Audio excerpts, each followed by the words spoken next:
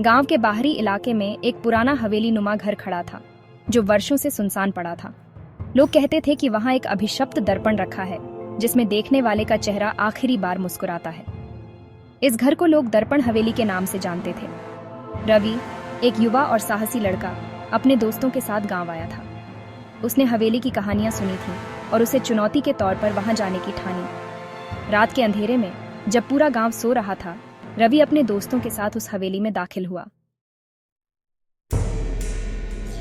हवेली अंदर से और भी डरावनी थी। फर्श पर टूटे कांच बिखरे थे, दीवारों पर धूल और जालों का साम्राज्य था। हर कोने से हवा की एक ठंडी लहर निकलती और रहस्यमय ध्वनियां सुनाई देती। जैसे ही रवि और उसके दोस्त आगे बढ़े, उन्होंने देखा कि एक कमरे के बीचों बीच एक बड़ा दर्पण रखा हुआ था। रवि ने दर्पण को गौर से देखा। वह पुराना था, लेकिन उसमें अजीब सी चमक थी। उसके दोस्त डर कर पीछे हट गए, पर रवि ने मजाक करते हुए कहा, भूत प्रेत कुछ नहीं होते। वह दर्पण के सामने खड़ा होकर खुद को देखने लगा।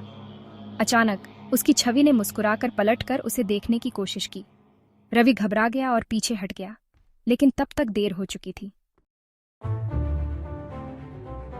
दर्पण के भीतर से एक अंधेरा साया निकलने लगा। वह साया धीरे धीरे एक मानवाकार में बदल गया। उसकी आंखें खून जैसी लाल थीं और उसकी आवाज किसी मरे हुए की चीख जैसी थी। उसने रवि की ओर इशारा किया और कहा, तुमने मेरी शांति भंग की है, अब तुम भी यहाँ हमेशा के लिए रहोगे।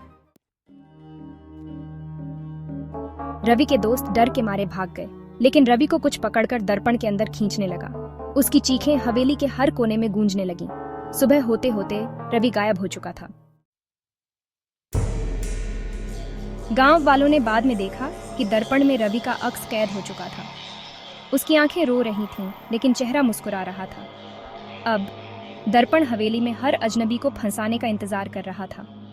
आत्मा का दर्पण आज भी हवेली के कमरे में रखा है। जो भी उसे देखता है, वह कभी लौट कर नहीं आता।